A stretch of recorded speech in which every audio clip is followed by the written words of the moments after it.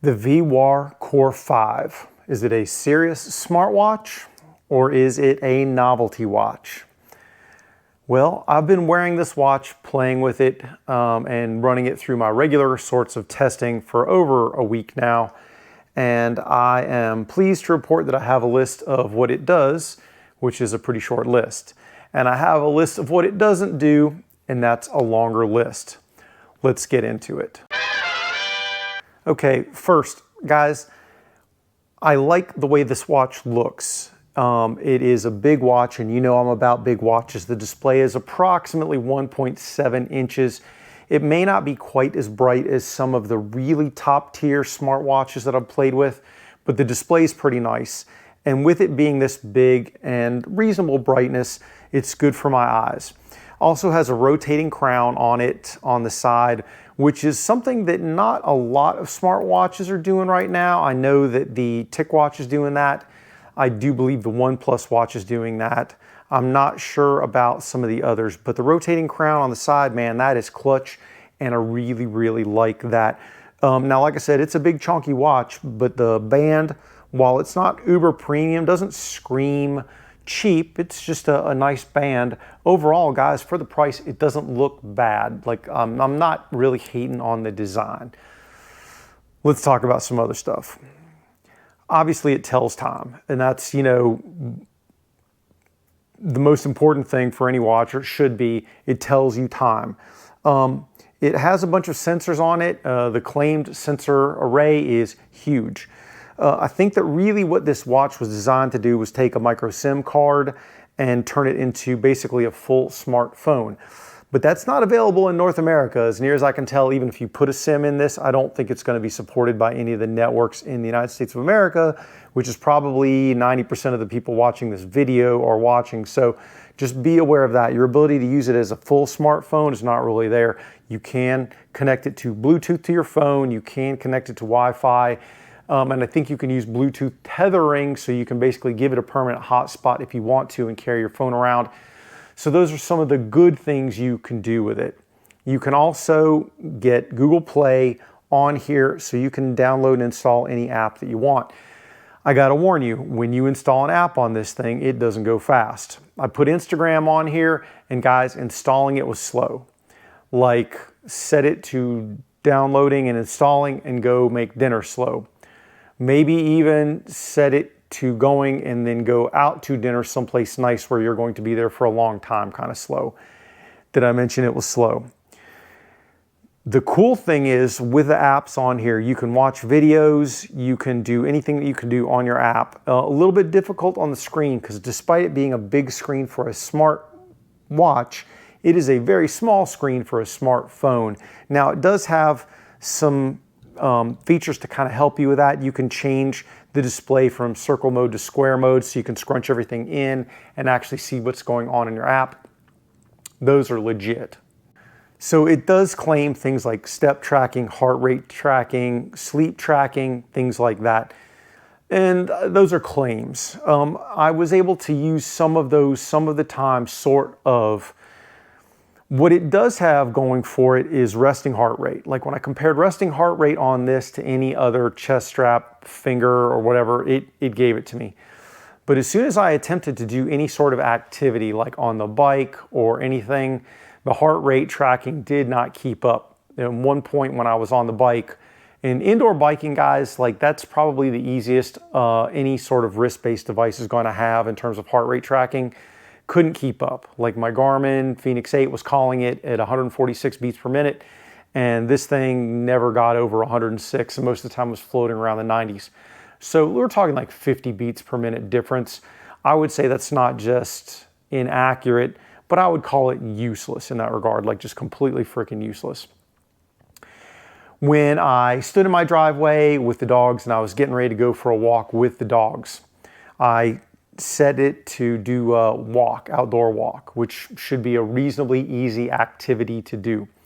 And it said, hey, stand by while we're fixing your location, which every watch does. Like any watch I've ever fired up, any sort of GPS activity, there is some lag between firing it up and it achieving GPS lock. Sometimes, depending on the device, that initial GPS lock can take longer while it's figuring out kind of where you are in the universe, and I totally get that. Usually after that first lock, from then on out, it is not a problem, and it does it within seconds instead of, say, a minute. So I stood there. And guys, I stood there. And I stood there, and in fact, I'm actually still standing there right now waiting for the GPS lock to lock on. I don't even really know how I'm doing this video, but any claims of actual GPS functionality in this watch, if there's a real GPS chipset in here and it's accessible through any feature set on this watch, guys, I wasn't smart enough to find it. I'm not saying it's an impossible task, but I'm saying that for most people, probably this watch and GPS aren't really going to work for you. I didn't bother trying running or anything else because with the aforementioned heart rate sensor not really giving me accurate data, it didn't seem to be useful for me. It does have the ability to go into a full smartphone mode or smartwatch mode where like every feature is available to you. And then it has a light smart mode so you can kind of reel in some of the features. And I think in theory that was supposed to be a battery saving kind of measure. But guys, no matter what mode I had this thing in, it demolishes batteries.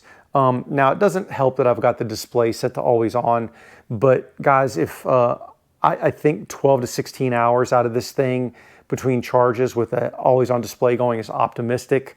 It eats battery like crazy. I'm sure if I went into like every battery saving mode that I could get this thing to engage in, it might be better. But guys, even the worst Samsungs and Apple Watches and Pixel Watches are going to crush this thing in terms of battery life. So I kind of hated that. It does have two cameras on this watch, which is interesting to me because I've never had a watch with a camera on it, and this one has two. It has a side camera that pops out and you can rotate, and it has a camera on the back.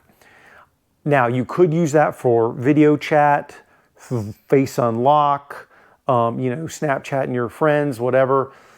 I think that's possible, but what I conceive of it as is probably more the dirtbag mode.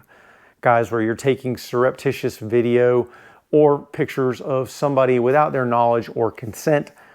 I will say that if you pop the side camera out directly to the side, the crown kind of gets a little bit in the way of it. You can still get picture or video, but that crown's there. Obviously, if you rotate that piece up, then it's facing you directly. I wasn't impressed with the cameras. I think the one on the side is a 2 megapixel, and I think the one on the back's a little bit better. Certainly better than some that I've had when we talk about previous generations of smartphones way back in the day. These cameras are better than that. But like I said, I don't really see people using those cameras for anything good. When it comes to notifications, the only time you're going to get notifications on this watch when paired with your phone or on Wi-Fi is if you have the app fully installed on the watch. So you're not going to get a cross notification from your phone to this watch. That just does not happen. So like I said, with Instagram on here, I was getting Instagram notifications. Without Instagram on here, I was not getting any notifications whatsoever. With it Bluetooth paired to your phone, you can take and make phone calls. So that is useful. And I didn't find the speaker and the microphone to be that bad. You know, pretty much every smartwatch I've used with speaker and mic, you're not going to get like high level, like Dolby level sound. It's not going to sound like you're, sitting there listening to your favorite sound system. It's usable. But in terms of what you're expecting or wanting from a smartwatch, I don't think this is really going to deliver for most people. Now, that aside, if you're in another country that's not the US and you have this thing set up as a full smart watch with a SIM in it, then maybe that kind of goes away for you. But I will say this, just installing one app on this thing took so long that it was really, really frustrating. And what is a big screen for a watch is actually a really, really small screen for a phone. So even if you're living someplace where you can stuff a SIM card in it and run it, guys, I don't know that that's really going to be something you're going to be interested in doing unless you're on a really specific edge case. I don't know. If I'm wrong, hit me in the comments, let me know. But that's kind of where I'm seeing it based on what I have done with it. Oh, I should mention, guys, that there's a ton of watch faces available both through the watch itself And if you go into its companion app on your phone, the companion app on your phone, it's not horrible, it's not great, it is usable, like you can find your stuff in it, but I was kind of underwhelmed with the choices and the configurability of it. It's okay. It is definitely a smartwatch companion app, period, end of sentence, like full stop. But the watch faces are pretty cool. So with all that said, like front to back, what it can do, what it can't do, guys, I'm really kind of struggling with who this watch is for or who it would be useful for. Yeah, it's kind of a toy, guys. On a good day, it's a toy. I didn't bother testing it like for durability or full water resistance. Like, you know, just me washing my hands and splashing around stuff didn't do anything to it. You know, I think I would be kind of leery to even really take this thing to a pool or do anything crazy.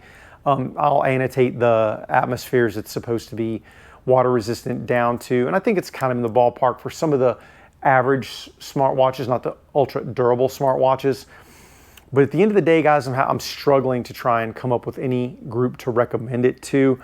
Like I said, unless you want to pull some of that dirtbag stuff, then this watch is probably for you. But guys, in a world where Amazfit makes a Bip 6 that's under 80 bucks, an Active 2 that is under 100 bucks, those are both good watches, TREX 3, which the last time I saw it on Amazon was running around for less than 200 bucks. And that's an exceptional watch, guys. I tested that like close to a year ago, and that watch still holds up to this day. Excellent freaking watch. And they just kicked out a new watch, which is their Balance 2, which is probably their most up-to-date set of firmware and features. And it gives you as much smartwatch functionality as you can get into a watch that's not made by Samsung, Google, or Apple. And those are all, like I said, 300 bucks or less for all of those. And some of those coming in, two of them cheaper than this watch with way better functionality and way better durability. Heck, the Bip 6 really only hurts in that it's square. So if you don't like square watches, that kind of hurts you. And I don't think it has an altimeter / barometer in it.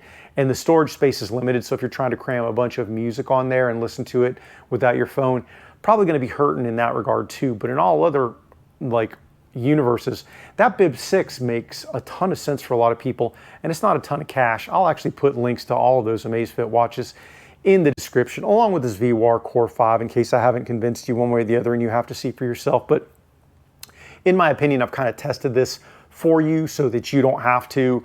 I'm highly not recommending this watch. I know that at one point my wife was like, you know, you never really do super negative reviews, and so maybe everybody thinks you're just kind of a shill. But guys, anytime something historically hasn't really interested me, I've just sort of looked at it and set it aside and not bothered to do the full review rather than bother doing a negative review, because using something on and on really doesn't excite me, it doesn't interest me, it doesn't make me happy. And I really kind of did these videos, not just for you guys, but to entertain myself. And you know, playing with technology is one of those things that I find really entertaining. This was more frustrating than entertaining. It really was. And so, like, really guys, at this point, maybe VWAR, some of their other watches might be worth it, because some of their stuff's really, really low price. But like I said, in a world where there's Amazfit, like Amazfit exists, therefore, if you can get an Amazfit and you can get a VWAR, I really don't know why you would get a VWAR. I'll end this here. I don't want to go any further, guys. Just remember, all the links that I put in my description are all affiliate links, except for I don't have any affiliation with VWAR. So if you hit that link, you're on your own. Go with God. I hope you do well. But the Amazfits, the Garmins, everything else that I like, endorse, use, those links down there, definitely affiliate links. Anytime you use those, it doesn't cost you any extra money. It does help out the channel. You watching all the way up to this point also helps the channel. I really appreciate that, guys. Like I said, I know your time's valuable. And while this was a stellarly negative review, I hope that it was at least entertaining to you. Guys, if you do like the content that I do, gear, fitness, guns, all that stuff, then please do the YouTube things like subscribe, hit that notification bell. That's cool too. Makes me feel better about myself. Sometimes when I get in the dumps and my subscriber numbers go up, it gives me a little bit of joy. So guys, take care, stay safe. I'll talk to you soon.